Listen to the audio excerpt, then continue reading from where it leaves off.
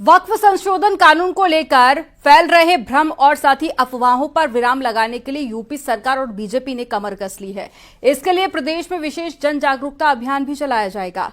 क्या है पार्टी का प्लान और ये कैसे दूर करेगी वक्फ संशोधन कानून पर लोगों का भ्रम, आपको एक रिपोर्ट में दिखाते हैं।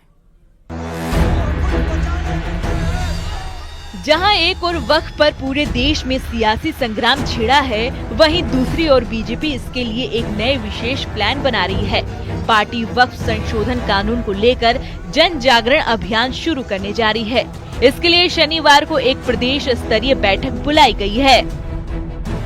वक्फ सुधार जन जागरण अभियान जो 19 अप्रैल से हमारी कार्यशाला है प्रदेश की, और उसके बाद 21 और 22 को क्षेत्र की कार्यशाला है, फिर जिलों में कार्यशालाएं हैं, और इसमें सभी विधायक, सांसद, राज्यसभा, विधान परिषद, पार्टी के सब बड़े नेता जन जागरण काम में लगेंगे। 20 अप्रैल से बीजेपी वक्फ सुधार जन जागरण अभियान का आगाज करेगी और मुस्लिमों के बीच जाकर नए वक्फ कानून के फायदे बताएगी। वक्फ को लेकर के जो समाजवादी पार्टी और कांग्रेस मुसलमानों को भटकाने और बहकाने पर लगाकर दंगाई टोल बनाकर को धरने कराने चाहती है, उनको प्रशासन के सामने लाना चाहती है, उसकी नीयत है ये। लेकिन क्योंकि उसके सामने सही बिल जाना चाहिए, और सही बिल से किस तरह से मुसलमानों को फायदा होगा। दरअसल इस अभियान के तहत लोगों को जागरूक करना है कि कैसे वक्फ संशोधन कानून कैसे उनके लिए फायदेमंद है। ऐसे में पार्टी एक मंथन दो काज की ओर सोच रही है।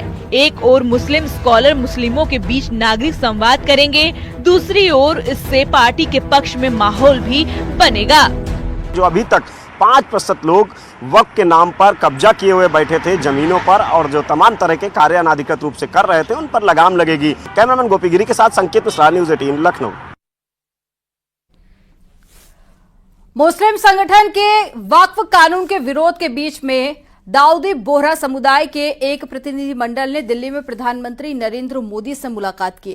दाऊदी बोहरा समुदाय के लोगों ने नए वक्फ कानून की तारीफ की। पीएम मोदी से बातचीत के दौरान उन्होंने बताया कि पुराने वक्फ कानून में बदलाव की मांग दाऊदी बोहरा समुदाय लंबे वक्त से कर रहा था, और पीएम नरेंद्र मोदी के साथ में मुलाकात के दौरान केंद्रीय अल्पसंख्यक कल्याण मंत्री किरण रिजिजू भी मौजूद रहे।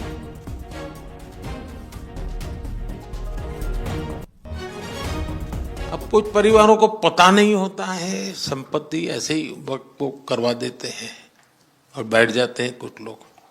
तो मेरे पास ये कानून तो बाद में बना, पहले राउंड में जब मेरे पास रिपोर्टिंग आया, जब मैं यहाँ 19 में जीत करके आया, तब मेरे पास आया 1700 से ज्यादा मुस्लिम समाज की शिकायतें थी कि भाई हमें न्याय दो, ये वक़्फ़ वालों ने हमारे साथ ये किया है। उसमें ज़्यादातर बहनें, बेटियां थी। तब जाकर के मैंने कहा भाई रियलिटी क्या है, खोजो। तो ये रातों रात नहीं आया है जी, लगातार 5 साल तक हर बारीक चीज़ को कोशिश की समय। फिर उसमें से मुझे बहुत पहले बड़े सैयदना साहब से काफ़ी बातें मेरी होती थी, तो मुझे मालूम था कि बोहरा समाज हो या शिया मुस्लिम हो, उनको तो और मुझे, अहमदिया को और मुसीबतें हैं। मैंने कहा भाई इनको तो कोई अलग से प्रोटेक्ट करना पड़ेगा, और उसमें से मैंने इस व्यवस्था को विकसित करने का प्रयास किया है। वक्फ कानून पर सियासी संग्राम जारी है। बीजेपी सांसद जहां वक्फ कानून की तारीफ कर रहे हैं, तो वहीं पर कांग्रेस और सपा सरकार को घेर रही है। मैं 100%, मैंने 1-2 बार और कहा कि अगर जो हमने रिपोर्ट बनाई है वो जो कहा जा रहा है कि अनकॉन्स्टिट्यूशनल है, या मतलब वो कहा जा रहा है कि धार्मिक स्वतंत्रता को मतलब इस पे हस्तक्षेप करता है, मैं इस्तीफा दे दूंगा। कानून को लेकर भारतीय जनता पार्टी जन जागरण अभियान चलाने जा रही है और कह रही है कि विपक्ष का जो झूठ का है उसका पर्दाफाश करेंगे। देखिए, वो किसी का हित नहीं चाहते, वो अपना हित चाहते हैं, राजनीतिक मोटिव है। मैं इसे संवैधानिक मुद्दा अंतिम बोहरा कम्युनिटी है हमारी, वो शिया अम्ब्रेला में आती है। शिया अम्ब्रेला का एक हिस्सा है, उसका ब्रांच है। तो शिया कम्युनिटी तो ऑलरेडी उसमें शामिल है ही। वक़्फ़ की दीगर और चीज़ों से ताल्लुक़ है, तो उसमें वाकिफ़ की मंशा असल होती है। उसमें हम कैटेगरी वाइज कुछ इस तरह से नहीं कुछ नया पैदा कर सकते। मेरठ पहुंची साध्वी प्राची ने वक्फ संशोधन कानून को लेकर कहा कि इस बिल से औरंगजेब की औलादों और साथी संपत्तियां कब्जाने वालों को दिक्कत है। सरकार किसी भी कीमत पर कानून से कदम पीछे नहीं हटाएगी।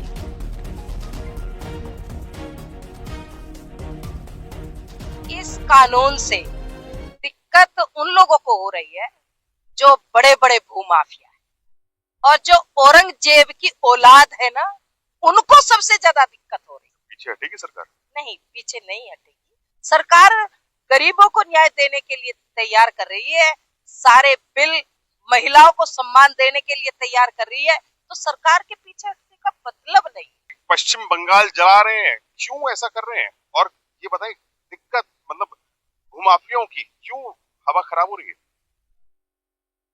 पश्चिमी बंगाल को जो जला रहे हैं, एक सोची समझी साजिश ममता की है। ये ममता जलवा रही है। हिंदुओं के घरों को जो कश्मीर के हालात पैदा हुए थे ना, वो ऐसे ही मैं कहूंगी कि अपनी शील की रक्षा के लिए महिलाओं को हथियार उठा लेने चाहिए। वक्फ संशोधन कानून को लेकर अयोध्या का संत समाज सरकार के समर्थन में आ गया है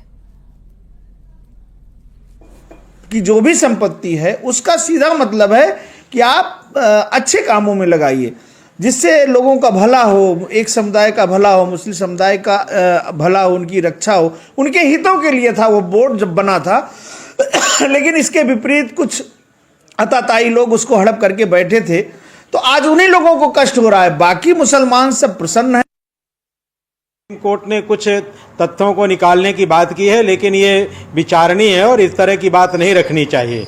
मैं तो मानता हूं कि जो भारत सरकार ने जो बिल को रखा और पेश किया है वो बिल सराहनीय है, और ऐसे ही बिल को कोर्ट को भी स्वीकार करके और उसे सदन से न्यायालय से पारित कर देना चाहिए।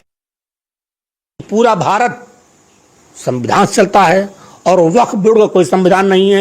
इनकी अदालत होगी, वही मुकदमा चलेगा और वही फैसला देगी। फिर भारत का क्या मतलब है? सुप्रीम कोर्ट का, आज सुप्रीम कोर्ट के अंदर ये गया है तो क्यों गया है? ये प्रधानमंत्री मोदी की देन है। बता दे सुप्रीम कोर्ट कि इससे पहले कोई मुकदमा वक्फ बोर्ड का उसके पास आया हो या वक्फ बोर्ड के माफिया उसकी शरण में गए हो?